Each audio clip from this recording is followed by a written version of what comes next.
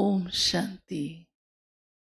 प्यारे बाबा हम बच्चों को एक मंत्र देते हैं और वो ऐसा मंत्र है जो माया की अधीनता को समाप्त करने वाला है। क्योंकि माया अपने अधीन बनाने की कोशिश करती है और हम माया पर जीत पाना चाहते हैं।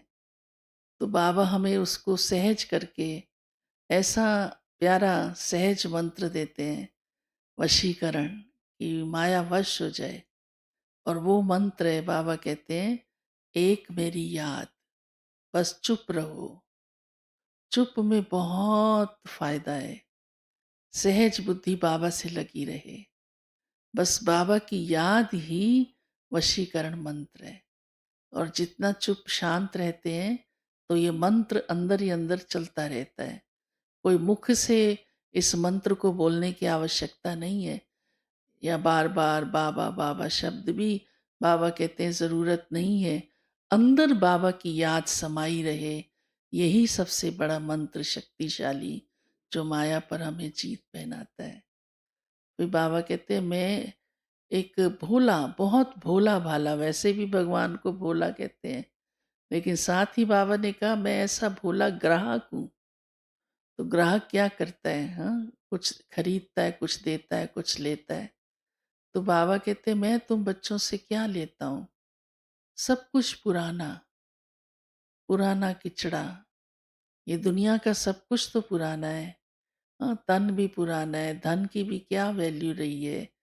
तो बाबा कहते हैं आप तो अपने पुराने संस्कार, पुराना सब कुछ मेरी तरफ अर्पित करते हो, और मैं रिटर्न में आपको कितना कुछ देता हूँ। स्वर्ग की बादशाही देता हूँ। ऐसा ग्राहक तो कहीं मिलेगा ही नहीं।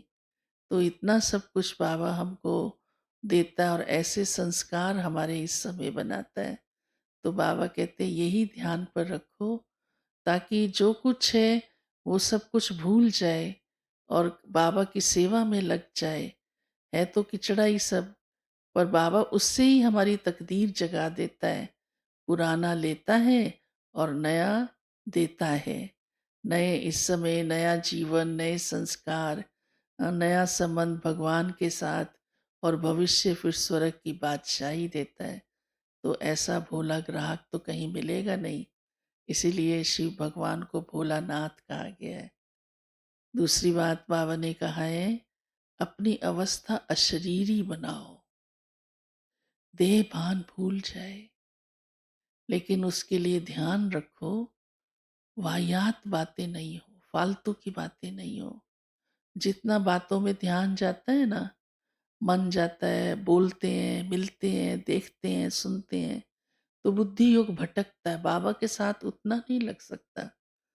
इस कारण से बाबा हम बच्चों को सेफ करता है, ताकि हमारी स्थिति अच्छी रहे, हम देह भान से जल्दी डिटैच हो जाएं और उस स्थिति में बने रहें। तो फालतू की बातों में बाबा कहते हैं मत जाओ।